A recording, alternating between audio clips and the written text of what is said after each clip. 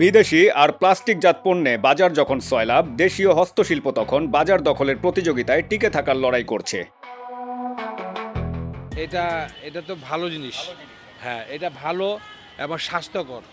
হ্যাঁ, এগুলা এই, আবার দেখতেও সুন্দর। হ্যাঁ, তাই এগুলা আমাদের রাখি, আমরা আমাদের দেশের ঐতিহ্য হিসাবে আমি রাখি।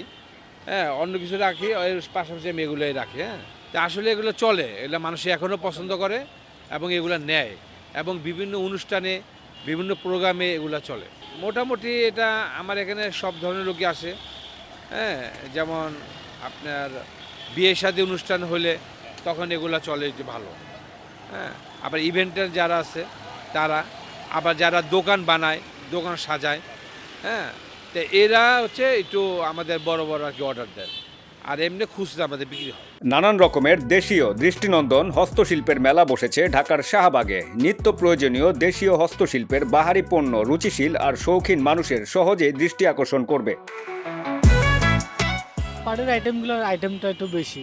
এটা আমার দেশি জিনিস তো অনেকজন পছন্দ করে ভালো, মোটামুটি ভালো। এগুলা সব কিছু আইটেম আছে পাটের, অনেক আইটেম। ব্যাগ ট্যাগ আছে, আয়না আছে পাটের, ম্যাট আছে, dining mat, floor mat, basket আছে কিছু। তুলনামূলকভাবে দামে একটু বেশি হলেও পরিবেশ বান্ধব এ সমস্ত হস্তশিল্প ঘরের শোভা বৃদ্ধি সহ দেশীয় অর্থনীতিতে ভূমিকা রেখে চলেছে। দেশীয় ও আন্তর্জাতিকভাবে পরিবেশ বান্ধব এই হস্তশিল্পের চাহিদা বাড়াতে সরকারের পৃষ্ঠপোষকতা প্রয়োজন এবং এসব পণ্য বিদেশে রপ্তানি করে প্রচুর বৈদেশিক মুদ্রাও আয় করা সম্ভব বলে ব্যবসায়ীরা মনে করেন। এম সাখাওয়াত হোসেন সুজন, দৈনিক আওয়ার বাংলাদেশ, ঢাকা।